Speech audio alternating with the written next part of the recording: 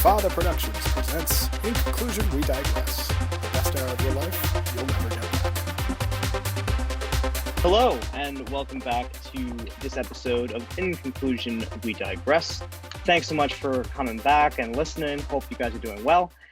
And as always, joining us are the guys. So we'll start with Tommy coming to us from Roosevelt Island tonight. So Tom, what's up, man? Not much. Hype to run through this NBA thing. It's gonna be so fun. We've been talking about it for weeks now. Oh yeah, this is going to be a really cool episode for sure. We have been talking about it for a while, so definitely excited to get that started. We also have Pat joining us from the Upper East Side. So Pat, what's going on with you?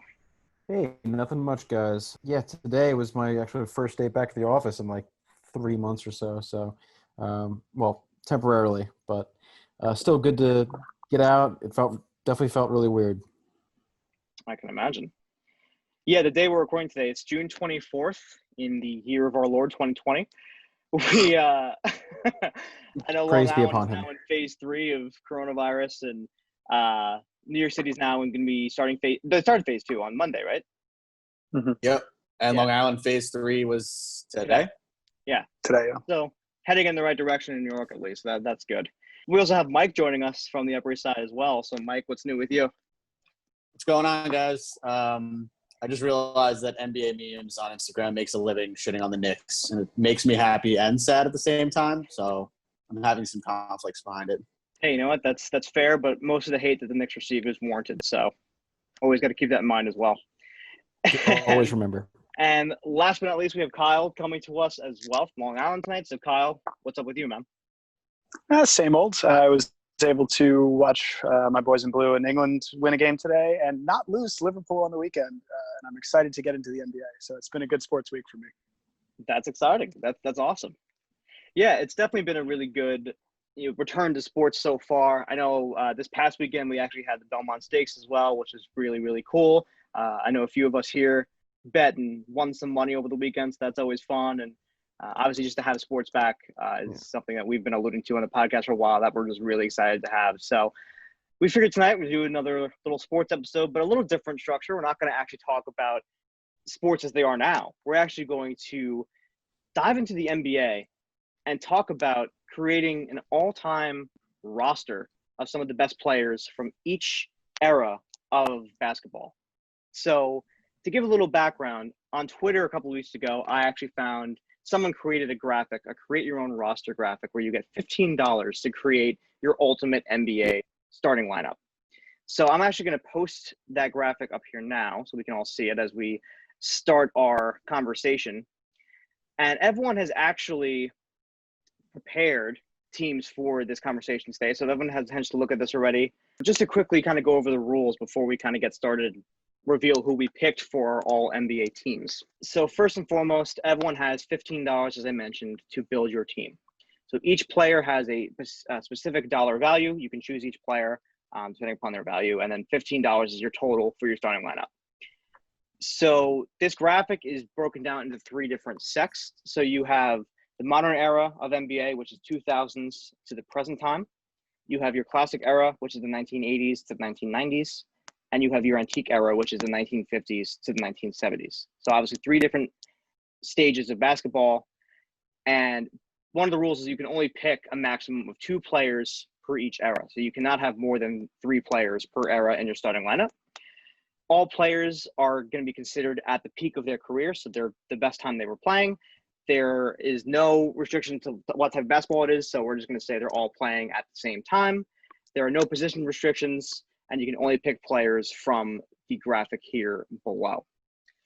So we all, like I said, had time to go through and do some research and look into what we all think our ideal team would be. So what we're going to do is we're going to kind of go position by position as we look at this graphic here, and just reveal who we chose for each position and who our ultimate NBA team is.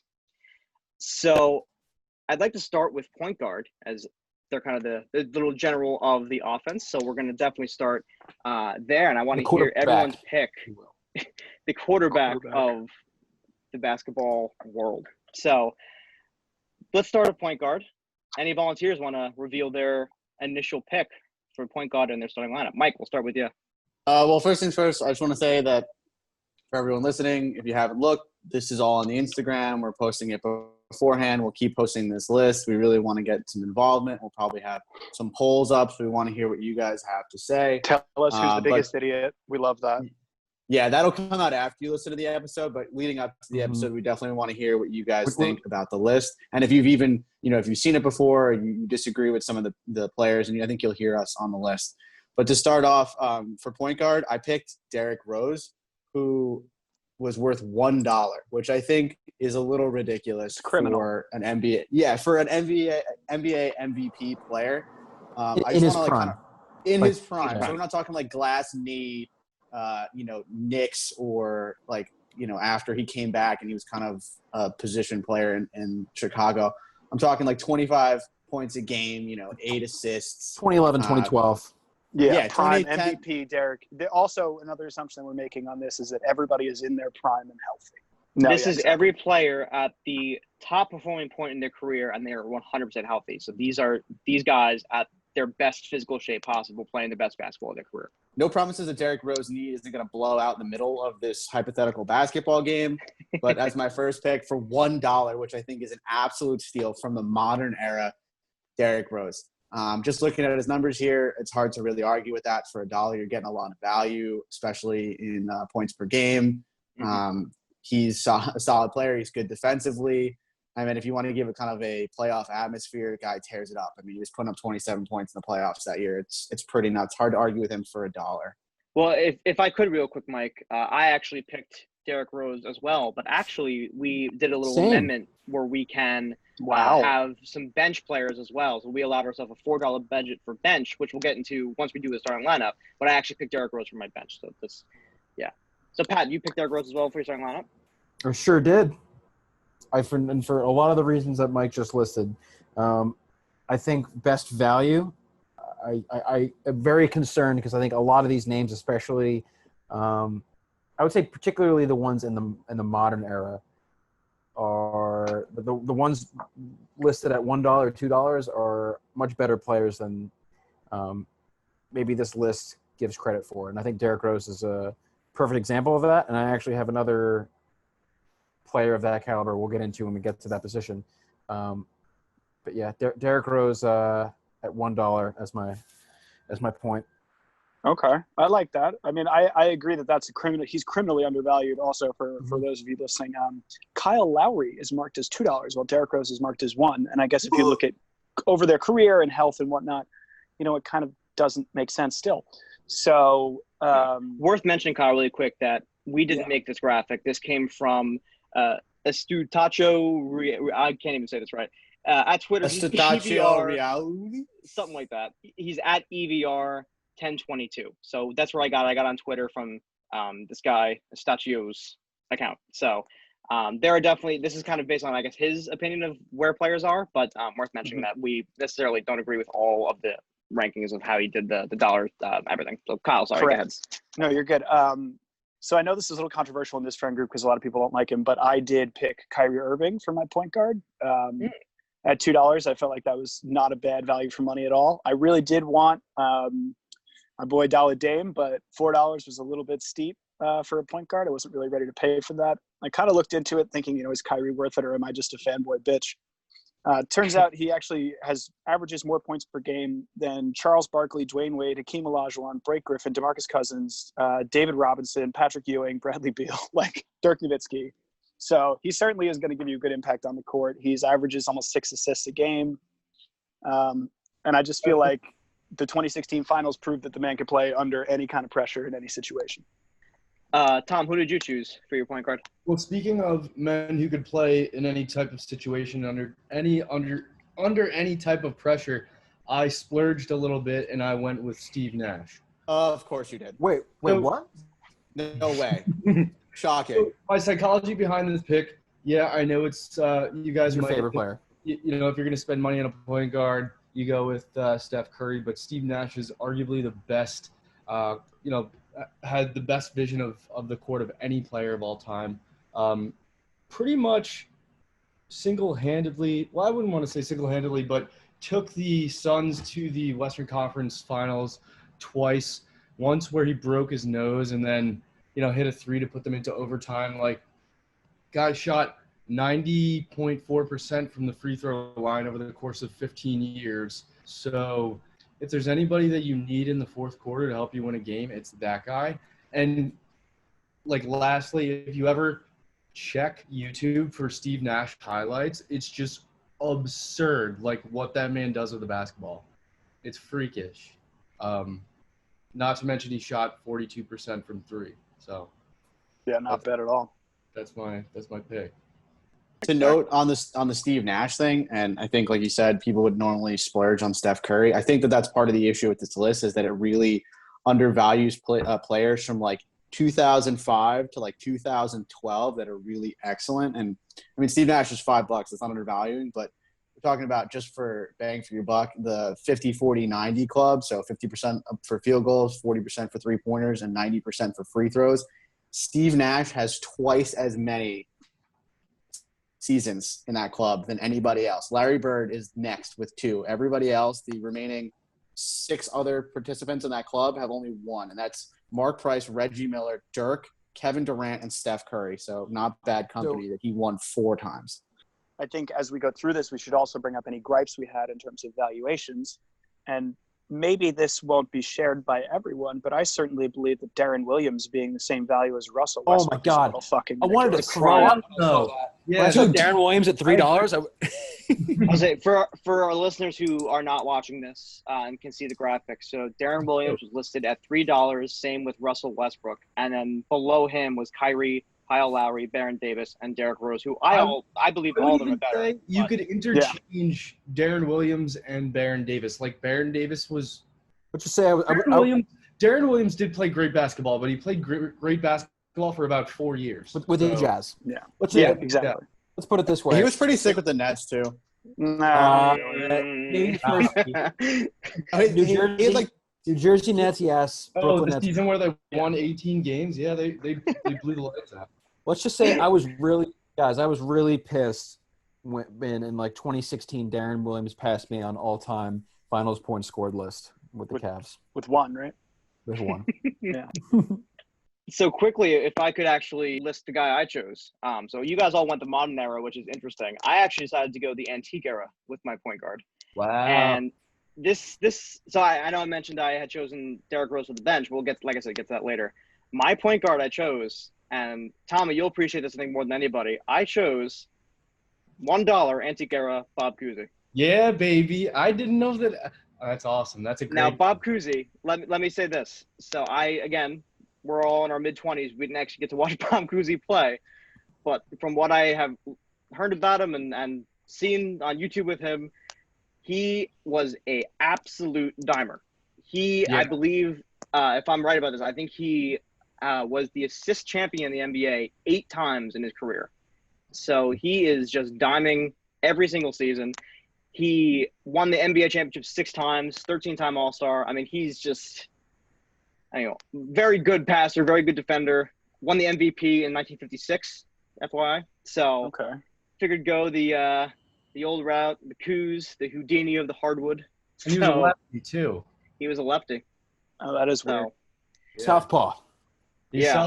When he was little, I guess he broke his arm, I guess, twice, but he still wanted to play basketball, so he just started playing with his left hand, and he naturally became a lefty over the course of like 2 years, which is ridiculous. That's crazy. So yes, I chose Bob Cousy. Shout out to our friend Matt, who I know we nicknamed him Coos, which that's a whole nother story. To review what everyone said, so Mike and Pat both said Derrick Rose for their point guard at $1. Kyle said Kyrie at $2, and Tommy said Steve Nash at $5. So far, everyone has not totally destroyed the budget yet, so that's good to see. Well, Tommy's breaking the bank to start. He's a third of the way there already. Yeah, but Steve Nash is the floor general. I'm setting this up. I'm setting my team up for success by that first draft pick. Well, all right, so now I want to move to shooting guard because there is a lot of options for shooting guard here. A lot of talent. One thing worth mentioning, by the way, so if you again not watching and you can't see this, there is it goes from $6 to $1 in order of how much you can spend per position. Each category for the modern era to antique era has a $7 GOAT category. So for this modern era, the $7 is LeBron James. For the classic era, $7 is Michael Jordan. And for the antique era, $7 is Kareem Abdul-Jabbar. So those are options, but obviously that blows your budget out of the water if you want to use that. So Kareem Abdul-Jabbar / Roger Murdoch, airline pilot. Who did everyone choose for shooting guard? And we'll go reverse order this time. We'll start with Tommy. Who did you choose for shooting guard? I went with good old AI. Okay. Yep, AI was a $3 pick. I went with AI because, I mean, Duh. Exactly. I think Tommy, we're on the same page, man.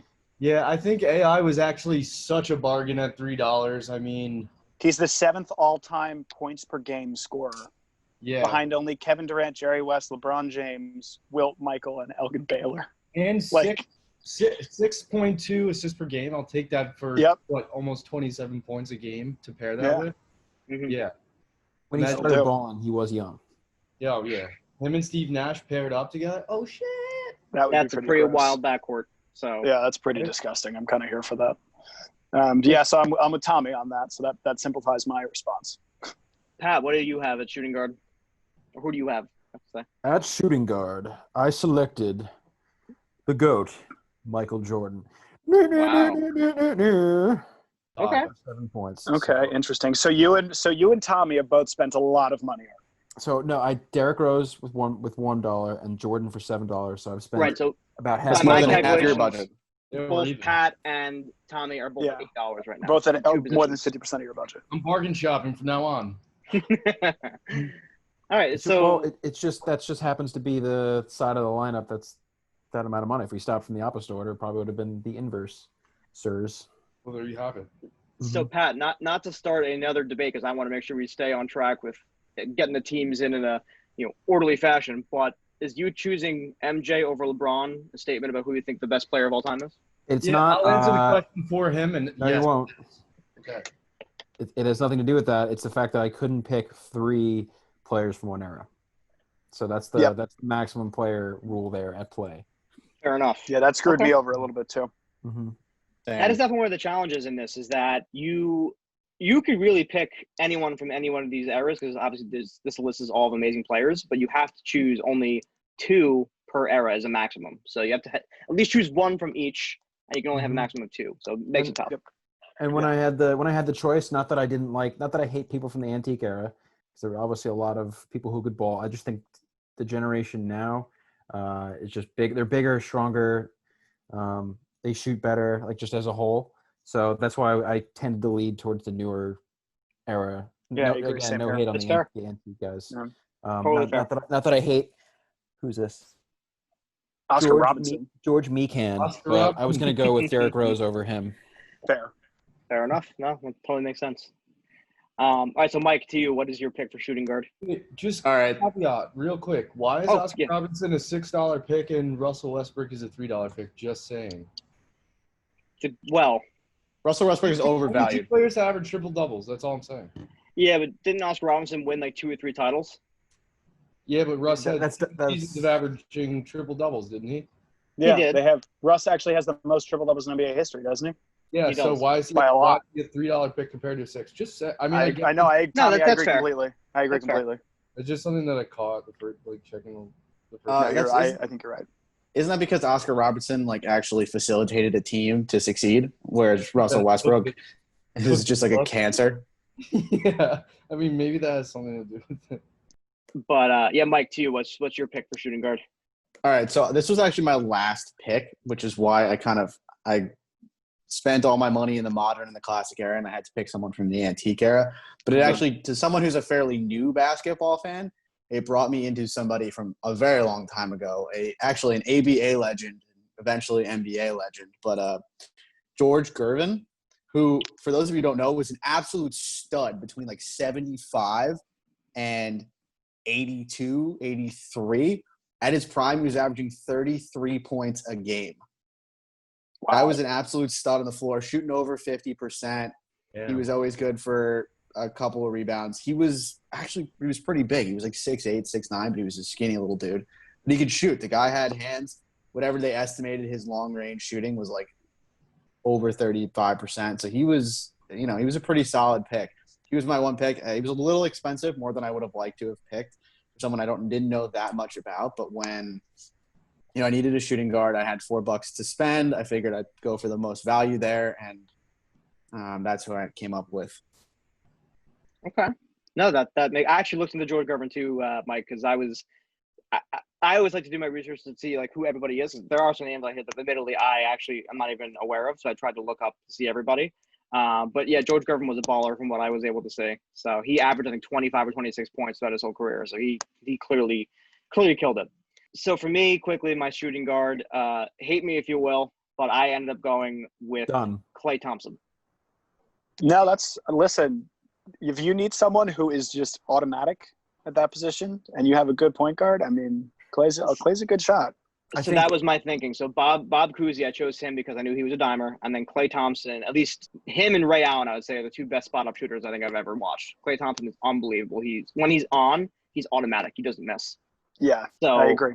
Having someone who's able to shoot the three and stay on the outside is something that was important to me in building the team. He's a 42% career three-point shooter.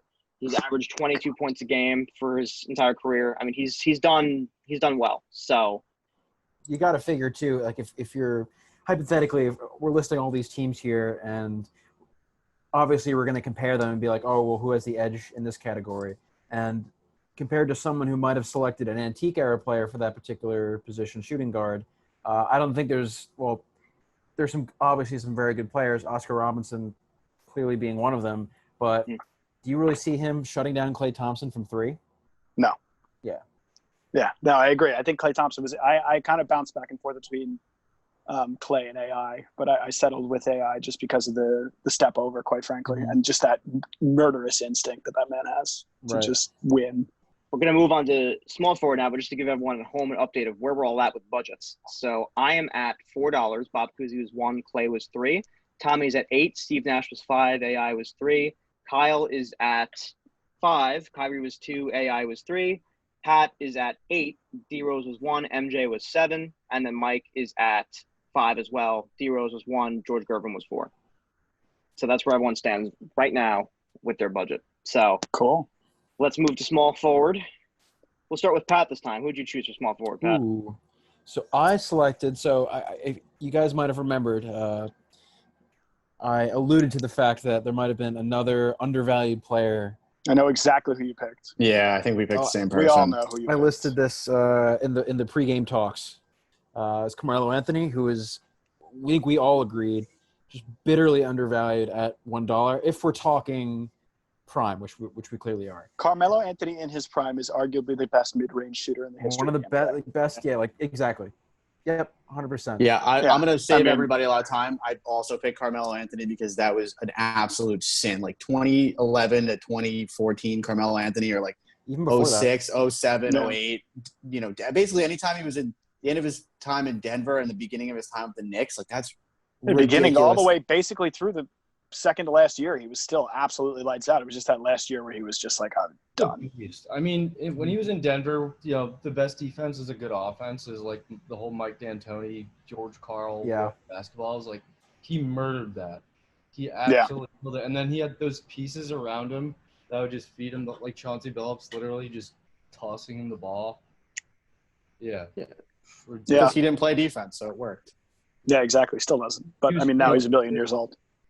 Well, in my mind, he's kind of like the OG James Harden, but I feel like Melo's a more well-rounded player and a more likable human being. He actually cares. Well, that too. Like he actually puts at least a little bit of effort into defense. Yeah. Now, I want to hear all your thoughts on this because as a Knicks fan, I was able to see this firsthand, as I know all you guys were as well. I actually think Melo in his career was more effective playing the 4 as opposed to the 3. I agree. He was very effective. Are you alluding to his time more in Denver or his time more in New York? No, his time in New York. So when I guess 2013, 2014, when Sotomayor got hurt and he missed all that time, Melo played the 4, and the Knicks were unbelievable because it was just a mismatch every time. An important thing. It was to Raymond note. Felton, and then you had JR, and then you had Shumpert, who had lead. I mean, talk about hops and springs in his legs. Also, Iman Shumpert was an elite defender during his time. Beyond elite, yeah. And then you had Jesus Christ, Tyson Chandler at the 5. I mean, that's a hard team to beat in all their primes. That was going to be my comment because it was tough because Amari Stoudemire's time and Tyson Chandler's time with the Knicks, they didn't really – their peaks with the Knicks really didn't overlap too much. And I think that had something to do with, at the 4 and 5 positions, the way they played found it difficult to share the paint. And to Dan's comment, putting Melo at the 4 allowed either Stoudemire or Tyson Chandler to play that 5. And that's where it kind of meshed really well. They were able to spread the floor too, because JR and Shump could shoot the 3, and Felton just had eyes in the back of his head. Goat Ray Felton. Fat Raymond Felton. What a guy. And Steve Novak off the bench. Fucking elite. Steve Novak. Yeah. Big Steve Novak stands here. We stand Steve Novak. Oh, big time. Jesus Christ. That was Linsanity era as well, right? Yeah, and Jeremy Lin coming off the bench, not a bad alternative. Yeah, for real. That was when they were. Yo, Steve Novak, absolute 2K freaking cheat code. Glitch, yeah. The amount of times I lost 2K14 to one of these assholes who picked Steve Novak is ridiculous. Because you just stand there at the top, you're like, okay, Steve, go to the corner, okay, good, bang, bang. I was open on the wing every single fucking time. Oh, yeah, God. all this talk about Melo, though, is completely ridiculous that he's $1 along with Panda Fucker Ron Artest, whatever the hell his name is. Panda love friend. to Panda's friend Panda of friend. Who Gives a Shit. Meta World Peace at the time. I heard he changed his name again. He did. He did. It's What did he change? Panda it? You know It's what? not Panda friend. No, he It changed it changed again. again And you from know that? what? It is, I don't give a shit, and nobody should. So, end of discussion. Fair enough. Well, Hold so quickly, just It's- to go oh. back again. So, Kyle and Tom, did you guys also choose Melo, or did you guys choose No, someone else? I would have chosen Melo had we not had the 2-player restriction, but I made an antique era pick that I Okay. did some research into. Yeah, so I chose Billy Cunningham, Ooh, okay. who I don't know if anybody really knows who the fuck this guy is, just because he played so long ago. But these are his career stats: 21.2 points per game, 10.4 rebounds per game, 4 assists a game. He was a champion as a player and a champion as a coach. He was the ABA MVP at one point. He was 3-time All-ACC first team in college. Absolute baller. And could just spot up shoot from pretty much anywhere from what I was reading. So not a bad 3. Nice and long and skinny. Can run the floor and can handle the ball too. So I was very happy with that at $3. He was my only antique era pick, as much as it pained me that I couldn't pick Carmelo Anthony, because I am one of the bigger Carmelo Anthony stands on earth, I would like to think. I do know that. And also, Billy Cunningham is at 2, actually. So you actually, it's even Oh, cheaper. yeah, 2. Sorry. Yeah, I got 2. him at 2. Yeah, because I was able to make another change as well. I love looking at these guys from the antique era that played for like ABA teams that don't even exist anymore. He played for the Carolina Cougars, and Gervin played for the Virginia Squires. Makes me think of when you watch Semi-Pro and they have like the Flint Tropics, and then like occasionally they mix in like the Spurs. Wait, so Tommy, so who did you pick then for your shooting guard or small forward? Sorry, I picked Paul Arizin. So he's an antique pick for $1. Had no idea who he was and was like really wanted Melo, but I couldn't really situate him in there. So I checked this guy out. He played for the Philly Warriors throughout the 50s and the 60s. Love that. Averaged 22.8 points a game, 8.6 rebounds. He was also a total badass. He sat out from 1951 to 1954 to go serve as a Marine in the Korean War, and then pretty much came back, won MVP, and took a championship. So total balls. Yeah. Damn, okay. Total balls. Right. Well, yeah, to wrap up the small forward position, I ended up choosing from the classic era, the human highlight film himself, Dominique Wilkins. Ooh. So I had him on my That's a good pick. Secondary team. So I made a second team, and he was on it. He was just – I don't know if you see highlights of him dunking. It is phenomenal. he's unbelievable. I wanted him, but I couldn't facilitate the dollar spend with the 4-5 combo that I was looking at.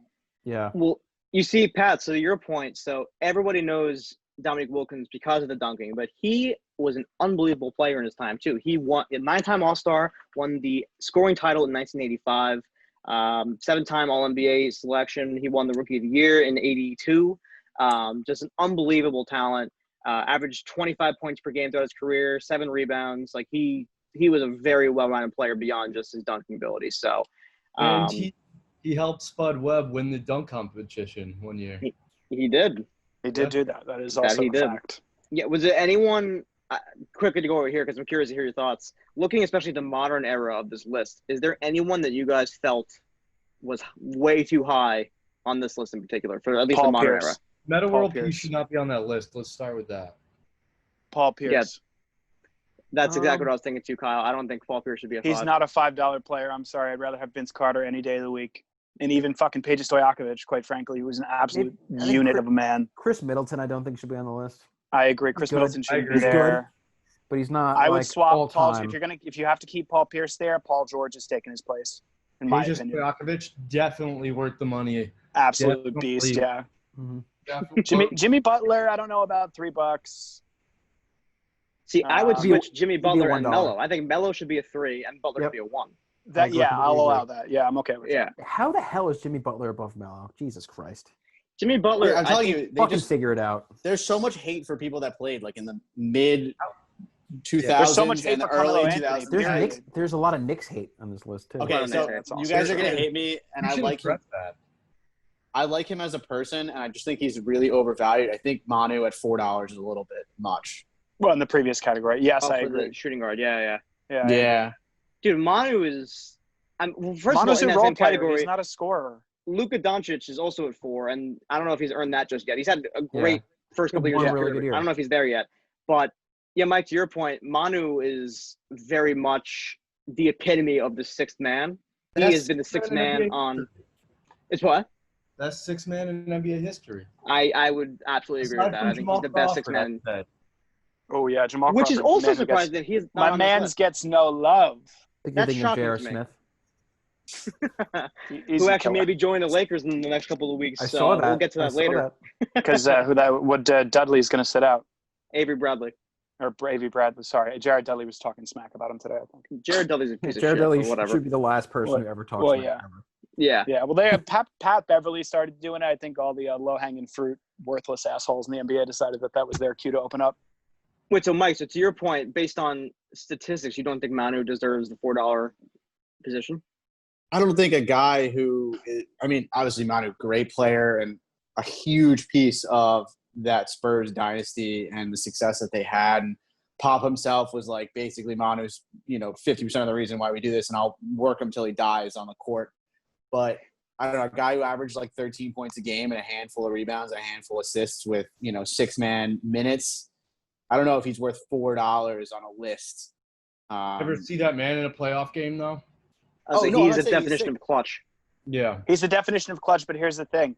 Is he better? We're talking about players in their prime. Is he a better player in his prime than Allen Iverson? No. Yeah, but I feel like the clutch factor is important in that. But Allen Iverson was clutch as a motherfucker. That's fair. That's fair. Yeah. No, I MVP honestly, if it were up clutch. to me, I would switch up Doncic and AI. I think I put AI at 4. Doncic, I would even put Doncic at 2. I would maybe.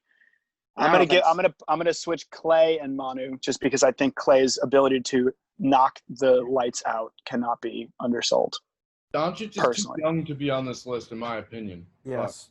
Maybe They're as a considering dollar. prime. They're considering prime. So you had one good season. That's enough to be considered a prime. That's why guys like Doncic are on this Yeah. list. Fair. But should we guess- move on to our 4s? I'll say Yeah. we should move on to power forward because this is actually a really interesting group of guys. Agreed. I don't know if you guys agree with me. I actually couldn't even tell you one person in the antique era in terms of power forward. I Bobby Jones actually knew, but everyone else I had no idea. So McAdoo. Yeah, I don't know anybody Ben else. McAdoo.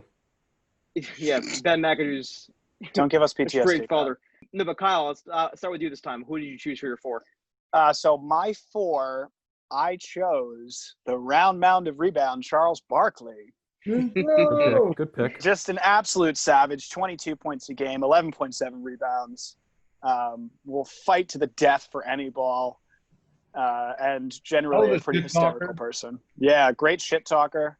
And, his broadcasting skills are terrible. So that's what I really want. Yep, I'm right there with you, Kyle. I picked Yeah, him. so I unfortunately couldn't facilitate it with the spend but I really did want Karl Malone. But Same. I got Oh my that. God, I'll take Charles Barkley. I'll take him. That's not a problem. I was gonna say at the end of this, that was gonna be my pick my one pick that I couldn't get that I would want. Same. Yeah. Couldn't make it work. So I sold the farm and I spent the $6 on Karl Malone because as someone who just loves Karl Malone, I was talking this over with one of my coworkers a little bit beforehand. He's a big basketball fan. He does the old, the mailman doesn't deliver on Sunday, like gave me all that shit. And I was like, you know what? We're discussing this on a Wednesday, so I think I'll be okay. But no, Karl Malone, I mean, number 2 all time in scoring, just an absolute beast. Sorry, he had a little bit of like a lackluster end to his career with the Lakers, whatever he was, I think right at the end, but amazing through the 90s. If I had to pick somebody, obviously Jordan's the GOAT candidate, but he's got to be right up there with, top 2, top 3 players from that the era. the 1980s, 1990s. Yeah, I forget. Yeah, absolutely. 1.4 steals a game too. That's good. That's For really a big good guy, for that's a big crazy. dude. Okay, at his Yeah. height, he was averaging like over 30 10 points a rebounds. game. He was averaging like almost 2 blocks, 2 steals, Over 10 12 rebounds. 12 rebounds. I mean, he was an absolute beast, and I think just it was worth spending the $6 on somebody like that just to get that, because I think what he did, that's very translational to against any of these players. Like nobody's going to stop him. Yeah, that's why I picked Barkley, because he's just a human refrigerator. Yeah. So, Tom, what about you? Who did you pick for the number 4? I picked Charles Barkley. Oh, you Yeah, said that. Tom. Yeah, man. Okay. All right. Hell yeah, I'm okay with that. Oh yeah. Winning. So I guess it's Pat now. Who did you pick for your 4? Very curious. Let me tell you, young man. Let me tell Oh, you. no. I'm afraid. So I picked at my 4 Patrick Ewing, because that is another one that is just I saw and was like, how Mother of God, who put him this low compared to everyone else? And obviously Patrick Ewing is listed as a center, but we agreed beforehand this is just who's playing that position, and I have someone who, as my 5, will supersede Patrick Ewing. I think at least for the 5, because Patrick Ewing was also very versatile, at least more versatile than I think maybe the person I have at my 5. But Patrick Ewing. I don't. I'm looking at some of these other people at 3, and just like I don't think anyone's even close. I would consider, based on his statistics and even longevity, that Patrick Ewing was probably top 5 overall players at the time, or maybe top 3 even. I don't know. He just gets a lot of hate because he played for the Knicks. That's the whole point. If you look at my entire team thus far, and newsflash, it might look a little bit similar for my last pick. 4 of the 5 players on my list played for the Knicks at one point. I mean, Derrick Rose, that obviously is in his prime, but yeah, the Knicks hate on this list. Not Very surprising, but if we're going individual talent, I don't really know how you can pass up Patrick Ewing. I agree. To close power forward, for me, I ended up actually going the budget route in the classic era and actually choosing Shawn Kemp. So from the Seattle Supersonics, no longer a thing. My favorite, my R.I.P. second favorite defunct team. First, Who's number 1? Yeah. Hartford Whalers. Oh, of course. Oh, yes. fair. I'll allow that. That's totally Dun, fair. dun, dun, dun, dun, dun, dun. But I feel like Shawn Kemp is someone who is a very underappreciated player in his time. So at his peak, he was averaging 18 points a game, averaging 11 boards, 2+ blocks per game. Definitely a really good defensive player as well. So maybe not the offensive powerhouse that some of the other guys are on the list, but thinking about, again, the total team that I have my offensive, forces and Clay, Dominique Wilkins, and we'll get to the center in a second. But I wanted to have someone who could really be like a defensive anchor, so I chose Shawn Kemp for that reason.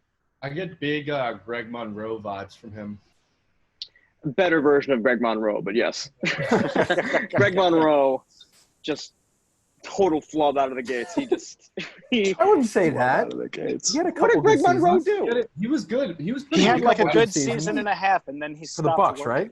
Yeah, for He's the not Bucks. on this list. There's no reason why we should be on. comparing anybody on the list to him. Yeah. Greg Monroe. The Bucks, Yeah, and that's I think- very fair. I He was think an maybe a little bit absolute for the rebounding Pistons. animal on the Bucks. Okay, so what I think we should do is figure out what everybody's got going into their final pick in terms of money. I did the math. So Okay, to what do we let got? everyone know where they're at right now. So Mike, going into your final pick, you're at $11. Pat, you're at 12. Kyle, you're also at 12. Tommy's at 14, so Tommy's $1 away, and I'm at 9. So that's where You everyone got a big stands. pick coming up. Who's your big $6 pick? So Yeah, Dan, why also, don't you go first? I'll go first this time, but worth mentioning Wait, as well. Dan, I anyone think I'm at 12. I have you at D Rose is 1, Gervin was 4, Mello was 1. Can Mike not count? So 6. Oh, you are at 12. Sorry, so 6. Oh, Dan No, can't Dan count. can't count. It's okay. But I can't count. I know Bad who you mouth. picked. Dan. Damn But, it, Dan. I was hoping Mike would be wrong there. Sorry.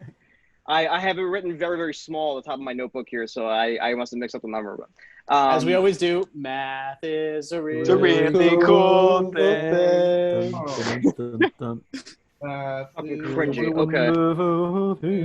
Okay. Okay, so So- Dan, who'd you pick? For my center pick, I was really torn because there were the 3 or 4 $6 guys here are all fantastic in their own way. But I ended up going with Shaq. I knew it. Big Diesel. To me, it would have had to have been Shaq or Hakeem the Dream. I respect Bill Russell, but Hakeem was unstoppable in his time. and Hakeem so was was Shaq. unbelievable. Bill Russell, I think, still has the record for rebounds in the season. I think he has average 27 or 28 rebounds per game one That's year. nuts. But I went with Shaq because Shaq, in the prime of his career, the last couple of years in Orlando, and then when he first joined up with Kobe in LA, was the full package.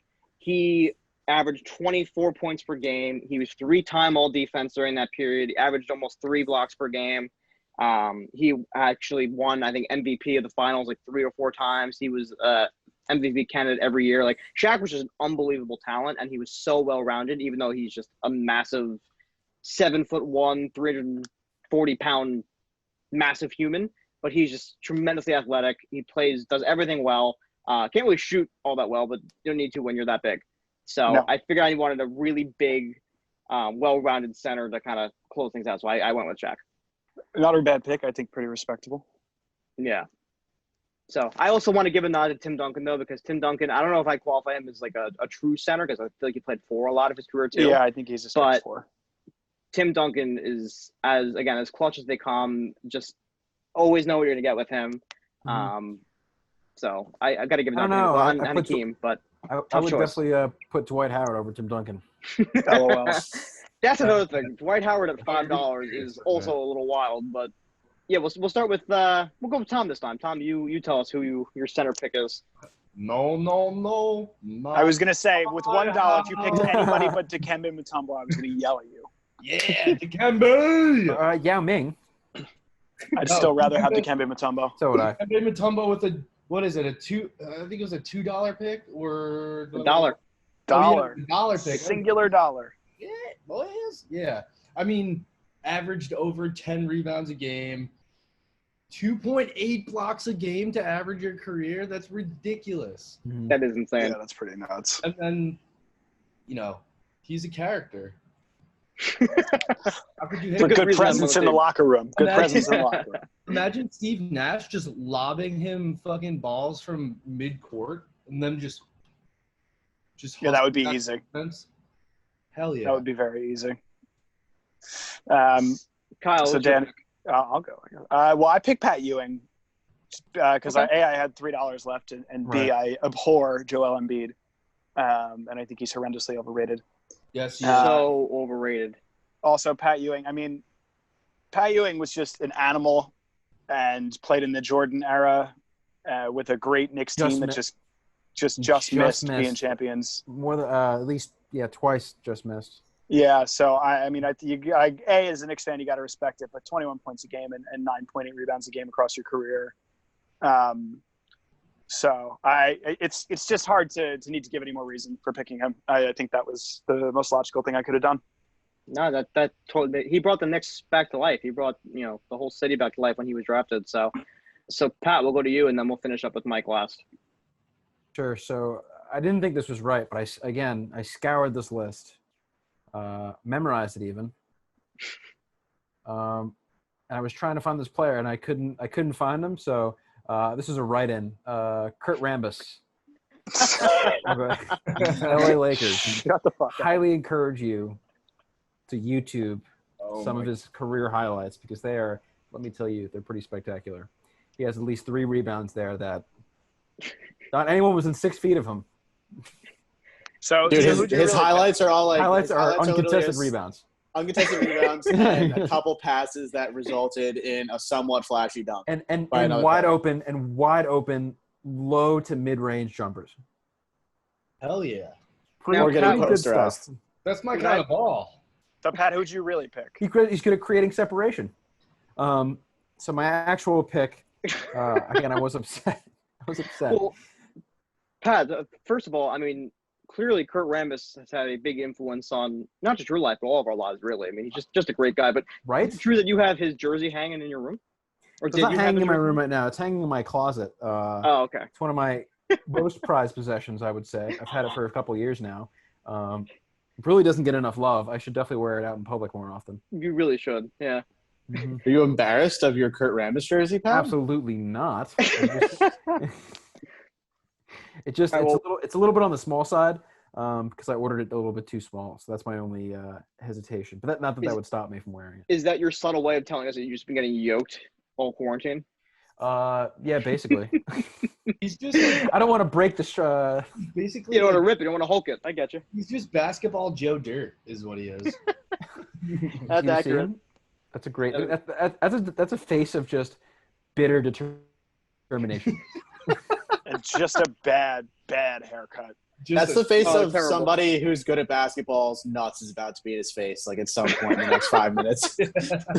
I'm pretty sure the Gregory's coffee place picked his face to be the face of Gregory's. I'm Oh watching. my God. I'm watching this clip reel. Kurt Rambis does it all, and you're completely right. It just like rebounds to outlet pass, and then wide open fucking mid-range jumpers. Well, Jesus. we will absolutely be posting the Kurt Rambis highlight reel on our Instagram and on our YouTube channel. We'll be definitely putting that up for all of you to enjoy because it's truly a good 1 minute and 20-second compilation of his greatest moments of his career. So we'll get that up there. But Pat, I do want to hear who your actual pick is, even though I know the write-in campaign is that I feel like that would go well. But I had to adhere to the list. All right, I couldn't break the rules we were given. Why didn't you write in Scalabrini? oh my gosh. Because I didn't have. If I were to write him in, I don't know. He's worth like $8. I Yeah, don't you're have right. that kind There's of no budget. $6 write-ins. Sorry. Your real pick, Pat. Yeah, you guys are really trying to get my real pick out of me. I picked Willis Reed as my 5 for $3, which is I think again, he's my only antique era pick, and I think he's only. This is more continuous of the Knicks hate because he was a great player. He's one of. He probably was the best player on that Knicks team, I would say, in the 70s, right? Yeah, I would agree with that. I Yeah. would give him the edge over On Walt that Frazier. team too, so. But yeah, Willis Reed. I'm just looking at, I guess, some of his career accolades. Willis Reed, I think, broke his leg and was still not fully recovered, but came into the championship. So that's why his career was probably it was cut short because I don't think he was probably ever the same. Not He fully only had healthy. 10, 11 Yeah, year he was career. never fully healthy again. But his He won stats He won them the chip. exactly, and Big time. 7 of the 10 years he was an All-Star. I don't Funny know. thing, I actually shook his hand once at my godfather's wedding. Really? Yeah, his now wife, her father was some front office operations position for the Knicks, and he knew a bunch of old Knicks, and I was hanging out with Willis Reed as a 5-year-old. That's wild. Pretty freaking cool. Yeah. Right? Wow. Yeah, he's All right. Well, I want to get Mike's pick, and then I want to quickly go over the last couple of things, including any major problems we have with this list. But Mike, who's your pick for center first? I think we've already went over this a couple times. I had $3 left, and I had one more pick left from the Classic era, so I went with Patrick Ewing. Just to really have besides just a dominant scoring presence, also a fairly solid defensive guy and a large man. So I don't want to go into it. I know Pat picked him, Kyle picked him, and so everybody's kind of went through it. But yeah, All on the same page. Okay. Patrick Ewing severely undervalued. Big time. I would agree with that. Wow. Okay. So that's good. I think we actually have 5 really good teams here, and I'm glad to see everyone actually used the full $15 budget. So just again for everyone at home, I'll go through everyone's team here and list them from point guard down the center, so we all know who everyone has. So Mike's team again from point guard to center: Derrick Rose, George Gervin, Carmelo Anthony, Karl Malone, and Patrick Ewing. Good team. Pat's team: Derrick Rose, Michael Jordan, Carmelo Anthony, Patrick Ewing, and Willis Reed. Kyle's team is Kyrie Irving, Allen Iverson, Billy Cunningham, Charles Barkley, and Patrick Ewing as well. Tommy had Steve Nash, Allen Iverson, Paul Arizian, Charles Barkley, and Dikembe Mutombo. That's lovely. Thank you, whoever drew that. And me, lastly, I had Bob Cousy, Klay Thompson, Dominique Wilkins, Sean Kemp, and Shaquille O'Neal. Whoever's doing that must be doing that in honor of Patrick Ewing. I was going to say we went the whole episode without talking about Patrick Ewing's massive penis, but we didn't. That I'm kind of proud of us for not doing that. I think we're all above that now, but No, no, that's true, we're not. But so one thing that's cool that we're going to try and do as part of our challenge here is we're going to actually have all of these teams be put into NBA 2K20, put them on Blacktop, and see which team comes out victorious. We're going to do team versus team. We'll put up our little bracket that we're going to do, and we'll see which team is truly the best. So nothing better than 2K to really decide these arguments from basketball 40 years ago. So in each era, I don't want to spend too much time on this because I know we've already kind of beat this list to death, but in each era, I want everyone to choose one person who maybe we've mentioned already, maybe we haven't, who has been severely either placed too high or placed too low. Mike, let's start with you. You know what? To be fair, to save time, you can choose one person. You don't have to do all three. I don't know. We've already said it, and I think that someone severely undervalued would be Carmelo Anthony. Carmelo Anthony in his prime is, a $4 or maybe even a $5 player on this list, and he's currently sitting at 1. So that's going to be my severely. I think most of them, and I think everyone might agree with me, is that most of these are going to come from the modern era. These just because we know more about them. But not even that. Just like I think that because there's 2 in each category, it allows you to give some comparison to what the valuation is. Like for each, when they did 1 through 6, like you kind of just saw these players in order of 1 to 6. But when you start comparing somebody like Carmelo Anthony to Ron Artest, and then you're like, wait a second, why are these 2 people valued the same? We start moving up the list, like Jimmy Butler, Chris Middleton, even like Paul Pierce being at like 5. I'm like, I don't really. You start to not see it. Like, is he as good as T-Mac? Like, I don't even know. Yeah, fair. Mm-hmm. Kyle, what do you think? Do you have to choose one? I'm torn It's a between tough my one. love It's definitely for tough. Carmelo Anthony and the fact that he's absolutely not a $1 player, and the fact that I desperately hate Draymond Green. But I'm gonna have to go with Carmelo just because, like Mike said, it's obvious. It's obvious. Yeah. Like, come on, it's ridiculous. Definitely is. So that's me. That's my bet. So Tom, would you agree? Would you say Carmelo as well? Well, for the sake of switching things up, yes, I do agree with you guys completely wholeheartedly. But I also do think that fucking Andre Kirilenko should not even be on this list. So I have another one like that. I wanted to go a little bit out of the box with some of each of my picks that are overrated, but I'll let you finish also, Tom. I mean, he was an above average, player, but he's by no means should be like placed anywhere near the great power forwards of the 2000s up to current. Just think it's a misplacement totally. Yeah, I agree. The whole $3 category is a little off in the power forward to the modern era. I would agree with both of you guys for Draymond and Except for Kirilenko. So on my other team, I would make the exception of Rasheed Wallace, who definitely deserves better. Ball don't lie. Dude, my homie Stoudemire is a friggin' $1. Ridiculous. Yeah. Give me Rasheed So Wallace Dan, in his prime over Stoudemire. Who's your over/under valued player? Okay, so a couple immediately jump out at me for under. So Dwight Howard should not be a 5. Yep. Joel Embiid should not be a 3. Agreed. I agree with, like I said, Kirilenko and Draymond should not be 3s. Agreed. I think if I could say one that I think should be higher, I don't know if you guys agree with me. I think in the antique era, going back a ways, I think Pete Maravich is actually a little low at 3. I would agree with you there, sir. Yeah, well, Pistol So- Pete's also your boy, so you're not an unbiased opinion, Tom. Yes. So I was No, going to but make Pete- a.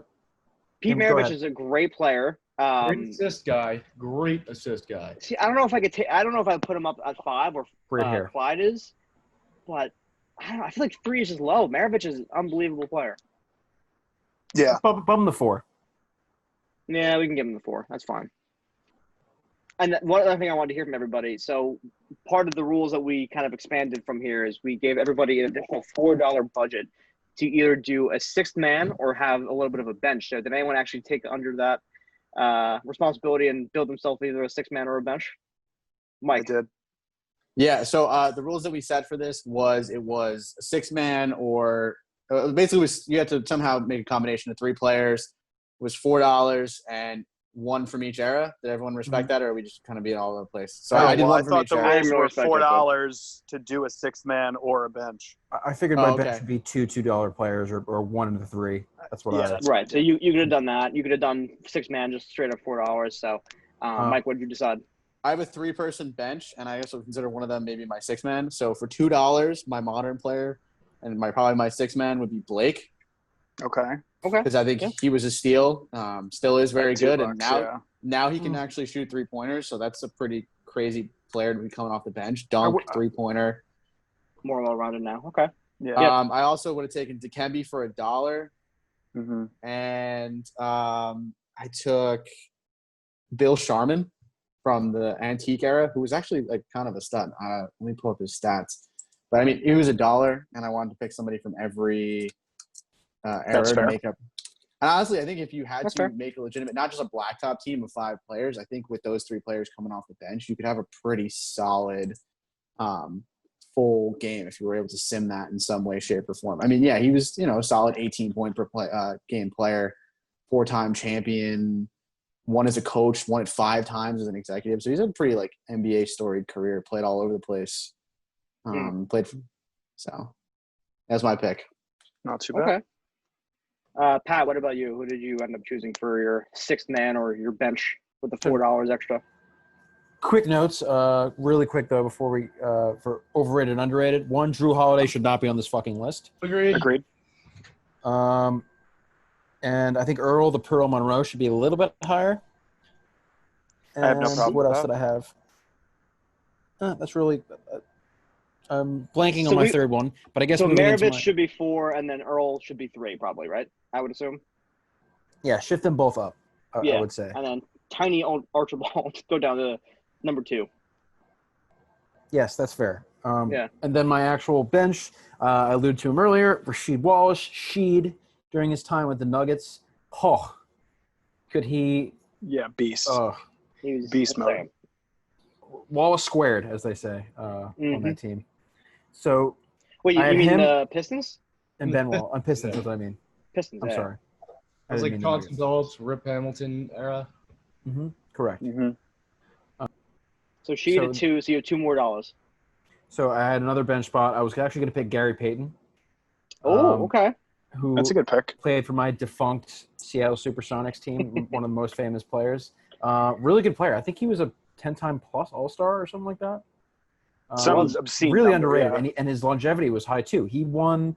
So I think he played in the late '80s, maybe early '90s, and he played. He won a championship with the Heat in 06. He did. Mhm. Pat, I actually, I'll get into it later too. I chose him as part of my bench too. He won the '95 championship. He is 9-time All NBA player. He won the championship in 06 with the Heat, like you said. 9-time All Defensive Player, and he was a 2-time Defensive Player of the Year. Wow. So, very impressive resume. Yeah, definitely. So, Kyle, to you, who were your either 6-man pick or your bench with your $4? So I had a little internal conflict here because I did have my ideal 6-man in Dollar Dame at $4, but I felt like I'd rather have a little bit of a bench. And my boy Melo is $1, so we went with Carmelo Anthony. And to spend my remaining $3, I went with Russell Westbrook because regardless of what you think of him as a person, that boy can ball. Big time. That's for sure. So, Tommy, what about you? Who did you choose for your 6-man or bench with the 4? My bench consists of 2 players, so I did end up taking Melo on my bench. Have to. Okay. Shout out to Portland. I took Melo and I took Pete Maravich as my refresh point guard. Okay. I I like like that. that. If I had to guess Tommy's team, I probably would have guessed 7 of the 8 players he listed. That's fair. That's because you played 2K with him 3 times a night for 2 years when we were in college, and he picked the same 12 players. One quick point, because since I'm also choosing Melo, I think it's worth mentioning how absolutely BS it was that Melo went almost a year and a half without being signed to a team. How is that possible that he went that long without being Contract signed? demand. Illusion. No, but you know what? Pat, after That a was while, stupid. Melo came out and said, I will play a bench position. I will do anything. I just want to play. And still teams just didn't want It to took have him. months for him to be signed after that. Months. But was it a money thing? No. No, because originally He's it making was. nothing right now. Originally it was. But eventually he came around and realized, all right, I'm not what I used to be. I'm not going to get the big contract I want. So I'm going to come and be a bench player and take less money. And teams just still didn't want him for some reason. I can understand the argument that Melo is not really the biggest team player in the world. Yeah. But what he Right. brings offensively, it's It's I that would X still argue he's factor. a top 10 scorer in the league Yeah. based Yeah, on skill absolutely. alone. Yeah. To this, yeah, I agree completely. Mhm. And shout out to Portland for being an incredibly well-run organization. That was what I really have to say about that. Yeah. Dude, he's That- old that as was hell, good, no averaging problem. 16 points. The dream of the mid-2000s is alive in Portland. It is. The dream It of is. the 90s is alive. End of the day, guy can shoot, guy can ball. So why not let him play? Exactly. Hard guy not to pick. But my couple of picks real quick, and then Mike, I'll go to you. So I did also choose Melo for my bench. I had D Rose, both guys at $1, and then I also had Gary Payton. So 3 guys on the bench who can come off and ball and play in different ways. So Mike, what were you gonna say? No, I just wanted to make something. I just thought that the most controversial pick that was made tonight, because I think everybody, like you said, had really good teams. I was curious to hear Pat's reasoning behind, and I know this sounds crazy to even discuss, but why he picked Michael Jordan, one of the GOAT players, at $7, as opposed to anybody else, and maybe spreading the wealth. Like, did you find that? Did you think that Michael Jordan was going to be that much of a piece of your? And not to spark the debate on the Jordan LeBron or like who is the greatest of all time or anything like that, but do you really think that the $7 on Michael Jordan was worth it? And I'm just kind of curious why. Absolutely, because of the underrated players I listed and then put on my team and should be higher. Fair. Okay. That's fair. Mhm. So you Yeah, no, splurged that's for fair. the big one, and yeah, that makes sense. Between Ewing, Willis Reed, and Melo, and Derrick Rose, like those are all obviously those are 1s and 3s, but arguably those should be 3s and 5s. I don't know. Yeah. Verbal meme, Patrick Ewing can't lose to Michael Jordan if he's on the same team as him, and then just like the guy pointing to his head. Yeah, that's poor Patrick Ewing. Well, this was really cool, guys. I'm glad we did this. I think, like I said, I think we all have really good teams. I'm going to be really interested to see if we can actually get the 2K thing to work, and I can, put it online so everyone can see as well how the teams all play against each other and be able to actually crown a inclusion we digress champion. But Yeah. no, The this only- I don't know if you guys feel the same way. I feel like this was a lot of fun. This was a good Yeah, way I to spend an enjoyed it. afternoon. Yeah. Yeah. It was a blast. The only thing I can see wrong with the simulation is if the teams that are available in the past are not available for these players in their prime. I don't think should be an issue for a lot of the older, like classic and antique guys, but some of the modern era guys who are on there but aren't on their peak. Can you pick a year? I think, for example, something? Derrick Rose. I doubt that Derrick Rose will be there. No, I think there's probably a Derrick Rose Classic Bulls team. Yeah. But would think so. that Bulls team never did anything. No, but there's a Well- team that's made up of the best players, I think, right in the new 2K, where it's just like all of these players in their prime, and you can I was pull gonna from. say, so to 2K's credit, they've done a really good job with bringing in both classic teams. They brought in all-decade teams. They've also brought in all-time teams. So like they have like an all-time Bulls team, all-time Knicks team. So Derrick Rose would be on that all-time Bulls team, and it would be his prime years, I'm sure. Yeah, I would hope so. I'm sure we could find everybody we would need in that capacity somehow. So Yeah, and if not, then you gotta shop around and make a sub. yeah, we'll figure it out. But either way, definitely a fun activity for us to do. Yeah. And we'll obviously give you guys an opportunity as well. We'll give you the opportunity. You can vote on all of ours, who you think, which team out of the 5 of us is the best. And then we'll also give this out to you guys. You guys can make your own teams and tell us what you think as well. So definitely want to see a lot of involvement from you guys on this topic. So last couple of things before we close the episode today. For me, just a quick note on baseball. We had talked about it our last sports episode, how negotiations were stalled for a while. And finally, as of Tuesday, the 23rd of June, the players and owners finally came to an agreement, even though it was kind of just forced on by the commissioner. They finally figured out a way to put everything aside and just play. So they're going to have a 60-game season. Summer training, I should say, starts next week, July 1st, and opening day is going to be the 24th.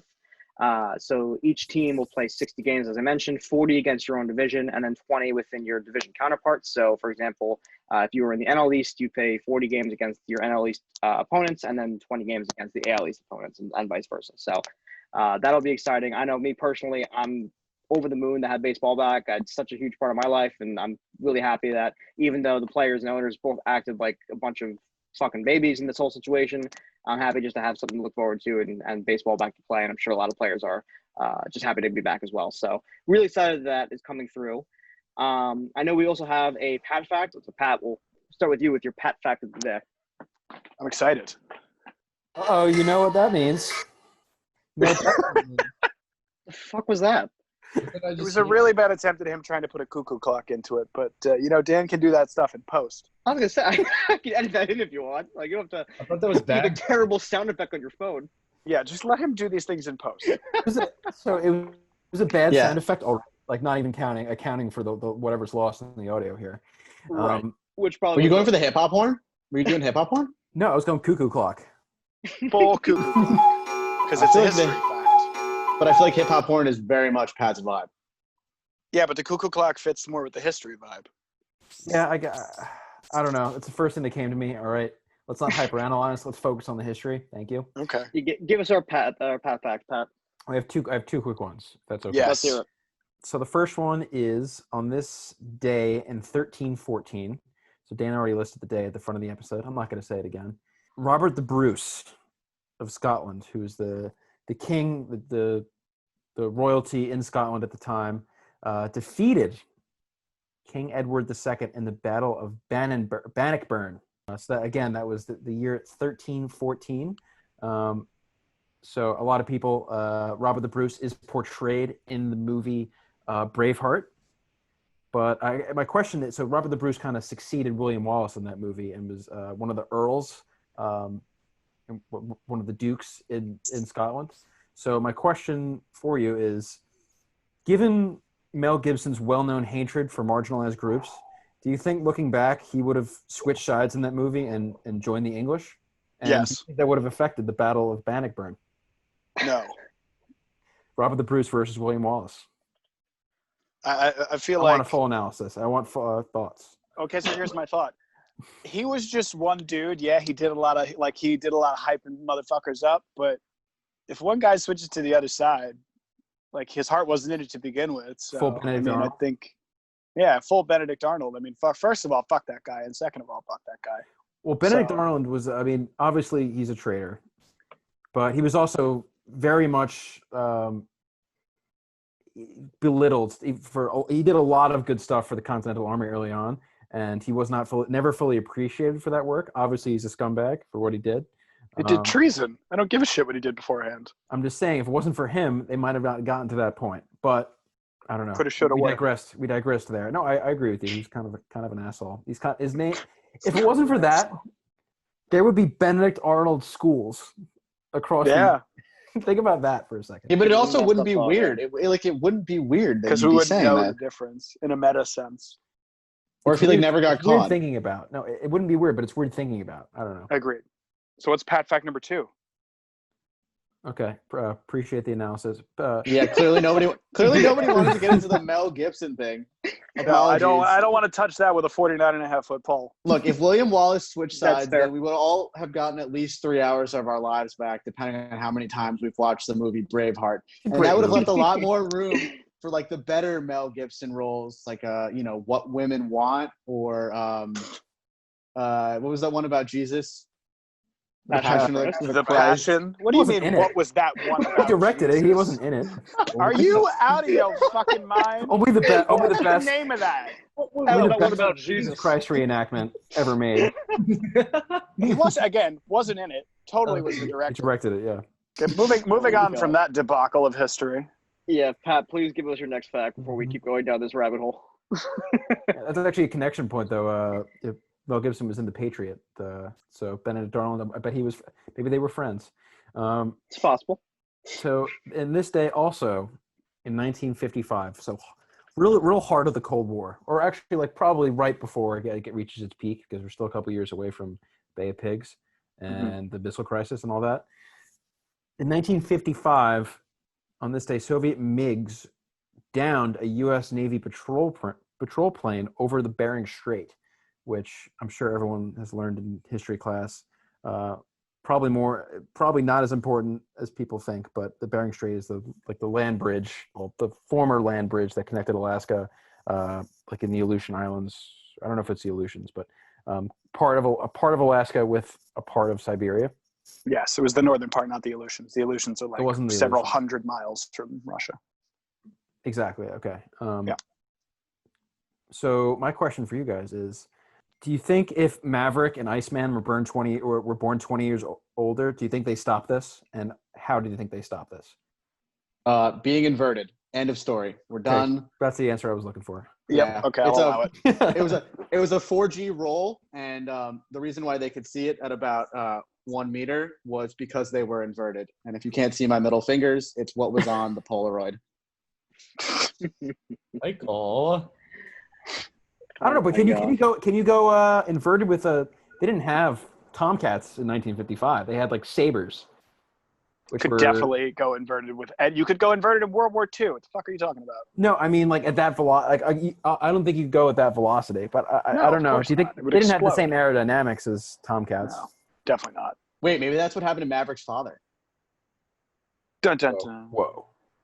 So that'll do it for this episode of The Conclusion We Digress. Obviously, we had a lot of fun here doing our NBA teams of all time. But, yeah, we'll wrap things up. We'll go to our closing statements. So, as always, everyone has one sentence to wrap up our conversation today about basketball and anything else we talked about. So, we will start with Mike. A lot of fun, guys. I think we talked about this earlier, and I kind of want to shoot this out there and shoot us some DMs if you like the idea. Next time we do something like this, because a lot of these lists come out, we'd love to kind of do it more on the spot as a draft format. We'll absolutely have to do our preparation work so that it's not a complete shit show on our end, but like kind of like an auction draft and see how it goes from there. Yeah, love that idea for sure. So, Pat, what do you got for us? Closing statement. I will tell you that basketball is my favorite sport. I like the way they dribble up and down the court. Just like I'm the king on the microphone, so is Dr. J and Moses Malone. I like the pick and the Karl Malone alley. in that. God help you. I said That it like song is older I than said it like a Karl Malone. haiku or Fair. like a slant. Was that? It was like a slant rhyme. Did that I rhyme? like that. Did that rhyme? I don't think it did. But Not really, but that's okay. Slant. It's okay. It's a good song. But very, very nice, Pat. That's iambic a very pentameter. Kyle, what do you got for us? Happy that sports are back. Looking forward to seeing basketball come back. Hopefully they'll be able to do it safely. Looking forward to racing coming back shortly and the continual end part of seasons in Europe, where we're going to have some great title races in soccer. Even if you're not a soccer fan, games are on all weekend. Tune in. It's going to be very entertaining. Yes, for sure. And last but not least, Tom. Yeah, I mean, us. I had a blast tonight, guys. I thought it was really fun. Obviously, any listeners, if you have any bones to pick with any of our picks or you have any disagreements about the lists, we welcome them. yes. Also, we vote, love debating. It's fun. Vote best and vote worst team. Oh yeah, please do that. Yeah, that'll all go up on the Oh, ground. we should do that. Yeah. Yeah, that sounds good. So we will definitely do that, as we've done with polls in the past. We will make sure on their Instagram you can see everyone's team in their entirety, as well as, again, the complete roster that we worked from with this. And everyone, if you can, we'd love to hear your thoughts. Vote on whose team is the best, whose team is the worst.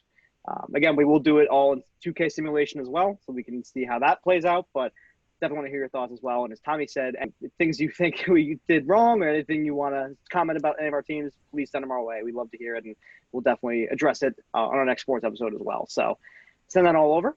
Again, if you don't know our Instagram, we are on Instagram at in_conclusion_pod. So definitely hit us up there, and we'll start posting these on YouTube as well. So, and also, obviously, as I alluded to, really excited baseball's back. I'm glad that they were able to put their differences aside and get this started. And thank the Lord Jesus, I'll have something to watch starting next week with the Mets coming back and playing at Citi Field. So, LFGM. And that'll do it for this episode. Thanks again to all you guys. Thanks to everyone at home for listening, and we'll catch you guys on the next one. Hells yeah. Sponsor Peace my out. OnlyFans. If you watch this week, you'll find out what me and Patrick Ewing have in common. We both have large heads. Oh. Let's say about large heads. Ew, David. Large snow caps.